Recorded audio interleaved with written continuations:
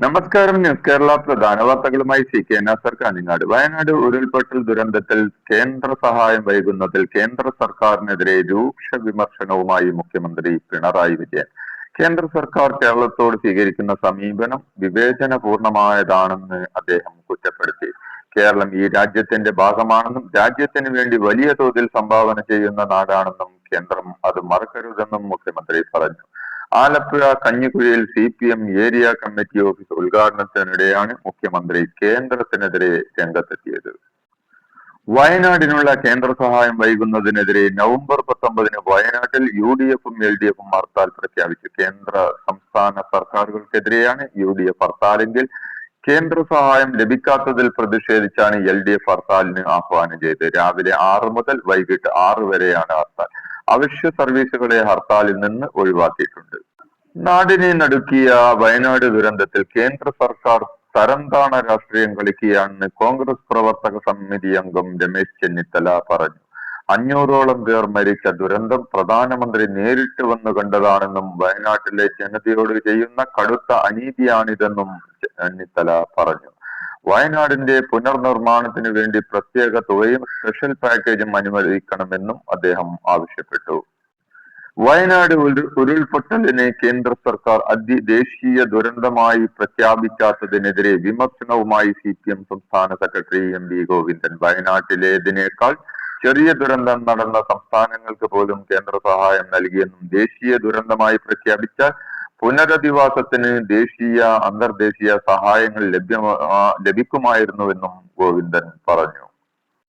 വയനാട് ദുരന്തം ദേശീയ പരിഗണന അറിയിക്കുന്നതല്ലെന്ന കേന്ദ്ര സർക്കാരിന്റെ വാദം അവരുടെ കാപട്യം വിളിച്ചറിയിക്കുന്നതാണെന്ന് CPI സംസ്ഥാന സെക്രട്ടറി ബിനോയ് വിശ്വം പറഞ്ഞു. ദുരന്തത്തിന്റെ 11ാം നാളിൽ വയനാട്ടിലെത്തിയ പ്രധാനമന്ത്രി കാണിച്ചതെല്ലാം ആത്മാർത്ഥത തൊട്ടു തീണ്ടാത്ത നാടകം മാത്രമാണെന്ന് തെളിഞ്ഞിരിക്കുന്നുവെന്നും ബിനോയ് വിശ്വം കുറ്റപ്പെടുത്തി. ഈ മാസം 21-ന് സംസ്ഥാന വ്യാപകമായി CPI പ്രതിഷേധ മാർച്ചുകൾ സംഘടിപ്പിക്കുമെന്നും ബിനോയ് വിശ്വം അറിയിച്ചു.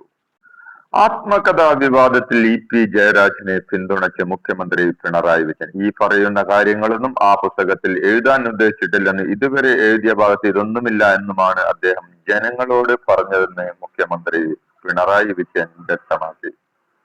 EP-യെ പാർട്ടി വിശ്വസിക്കുന്നുവെന്ന് EP നിയമപരമായി മുന്നോട്ട് പോകട്ടെ എന്നും CPM സംസ്ഥാന സെക്രട്ടറി MV ഗോവിന്ദൻ പറഞ്ഞു. ആത്മകഥ ബോംബ് ഒരു തരത്തിലും ബാധിച്ചിട്ടില്ലെന്നും DC ബുക്സുമായി EP കരാറുണ്ടാക്കിയിട്ടില്ലെന്നും അദ്ദേഹം പറഞ്ഞു.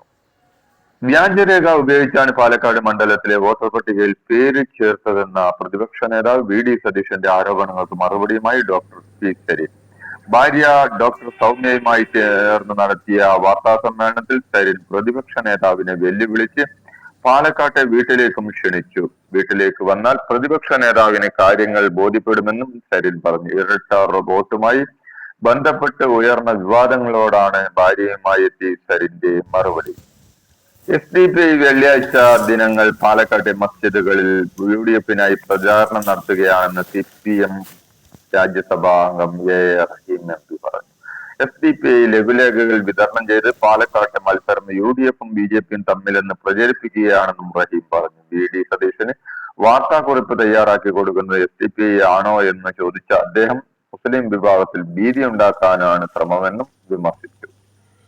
വയനാട്ടിലെ പുനരധിവാസത്തിനുള്ള പണം കേരളത്തിന്റെ ദുരന്ത നിവാരണ ഫണ്ടിൽ ഉണ്ടെന്ന് ആവർത്തിച്ച് കേന്ദ്ര സർക്കാർ.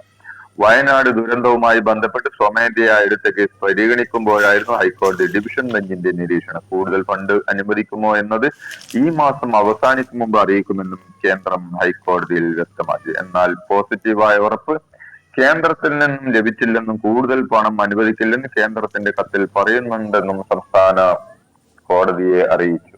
കേസുകൾ ഹൈക്കോടതി അടുത്ത വെള്ളിയാഴ്ച വീണ്ടും പരിഗണിക്കും.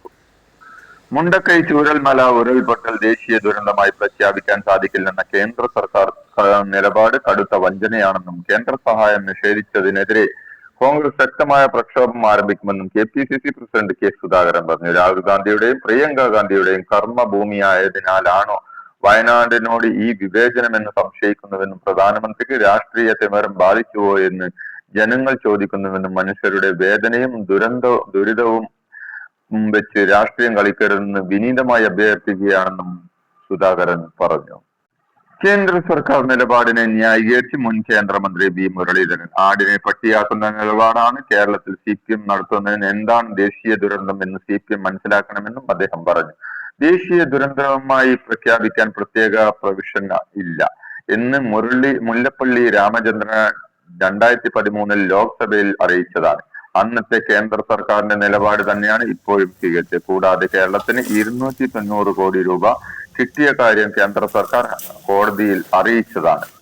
അതുപോലുള്ള സഹായമാണ് മറ്റു സംസ്ഥാനങ്ങൾക്ക് കൊടുത്തതെന്നും അദ്ദേഹം പറഞ്ഞു. ആനകളെ എഴുന്നള്ളിക്കുമ്പോൾ ജനക്കൂട്ടത്തിൽ നിന്നും വാദ്യമേളങ്ങളിൽ നിന്ന് നിർദ്ദിഷ്ട അകലം പാലിക്കണമെന്നും സമയക്രമങ്ങളും മറ്റും ഉൾപ്പെടെയുള്ള ഹൈക്കോടതിയുടെ മാർഗനിർദ്ദേശങ്ങൾ പരിശോധിച്ച് ആവശ്യമെങ്കിൽ അപ്പീൽ നൽകുന്ന കാര്യം പരിഗണിക്കുമെന്നും വനം വന്യജീവി വകുപ്പ് മന്ത്രി MK ശശീന്ദ്രൻ അറിയിച്ചു. ആന പരിപാലനം സംബന്ധിച്ച് കേന്ദ്ര സർക്കാർ പുറപ്പെടുവിച്ച ചട്ടങ്ങൾ, സുപ്രീം കോടതി ഉത്തരവിലെ നിർദ്ദേശങ്ങൾ, കോടതിയുടെ ശ്രദ്ധയിൽപ്പെട്ട പ്രശ്നങ്ങൾ എന്നിവയുടെ അടിസ്ഥാനത്തിലാണ് കഴിഞ്ഞ ദിവസം ഹൈക്കോടതി മാർഗനിർദ്ദേശങ്ങൾ പുറപ്പെടുവിച്ചത്. മണ്ഡലകാല പൂജകൾക്കായി ശബരിമല നട തുറന്ന് ഇന്നലെ വൈകിട്ട് 4 മണിക്കാണ് മേൽശാന്തി PN മഹേഷ് നട തുറന്ന് ദീപം തെളിയിച്ചത്. താഴമൺ മഠത്തിലെ പ്രത്യേക പരിശീലനത്തിനു ശേഷം എത്തുന്ന നിയുക്ത മേൽശാന്തിമാരെ തന്ത്രി കണ്ഠര് രാജീവൻ ക്ഷേത്രത്തിലേക്ക് ആനയിച്ചു. വൃശ്ചിക പുലരിയിൽ അയ്യപ്പനെ കാണാൻ ഭക്തജനത്തിരക്ക്. തന്ത്രി കണ്ഠര് രാജീവരുടെ കാർമ്മികത്വത്തിൽ പുതുതായി ചുമതലയേറ്റ മേൽശാന്തി അരുൺ നമ്പൂതിരി ഇന്ന് പുലർച്ചെ 3 മണിക്ക് നട തുറന്നു. ഇന്ന് 70,000 പേരാണ് ഓൺലൈൻ വഴി ദർശനത്തിനായി ബുക്ക് ചെയ്തിരിക്കുന്നത്. അതിരാവിലെ 3 മണിക്ക് തുറന്ന ശബരിമല നട ഉച്ചയ്ക്ക് 1 മണിക്ക് അടക്കും. വൈകുന്നേരം 3 മണിക്ക് വീണ്ടും തുറക്കുന്ന നട ഹരിഹരാസനം പാടി രാത്രി 11 മണിക്ക് അടക്കും. കേരള സർവകലാശാല 4 വർഷ ബിരുദ കോഴ്സിന്റെ ഫീസ് ഘടന കുത്തനെ വർദ്ധിപ്പിച്ചതിൽ അപാകതയുണ്ടോ എന്ന് പരിശോധിക്കാൻ വൈസ് ചാൻസലർ പരീക്ഷാ കൺട്രോളറെയും ഫൈനാൻസ് ഓഫീസറെയും ചുമതലപ്പെടുത്തി. സിൻഡിക്കേറ്റ് തീരുമാനപ്രകാരമാണ് പുതിയ നിരക്കുകൾ നിശ്ചയിച്ചത്. പരീക്ഷകളുടെ നടത്തിപ്പ് ചെലവ് അനുപാതികമായാണോ ഫീസ് നിശ്ചയിച്ചതെന്നും സംസ്ഥാനത്തെ മറ്റ് സർവകലാശാലകളുടെ ഫീസ് നിരക്കുകൾ എത്ര എന്നും കമ്മിറ്റി പരിശോധിക്കും. തെളിമ പദ്ധതിയിൽ റേഷൻ കാർഡിലെ തെറ്റുകൾ സൗജന്യമായി തിരുത്താനുള്ള അവസരം പൊതുജനങ്ങൾ പരമാവധി പ്രയോജനപ്പെടുത്തണമെന്ന് ഭക്ഷ്യ പൊതുവിതരണ വകുപ്പ് മന്ത്രി GR അനിൽ അറിയിച്ചു. ഇതോടെ ഇന്നത്തെ പ്രധാന വാർത്തകൾ സമാപിച്ചു. നന്ദി, നമസ്കാരം.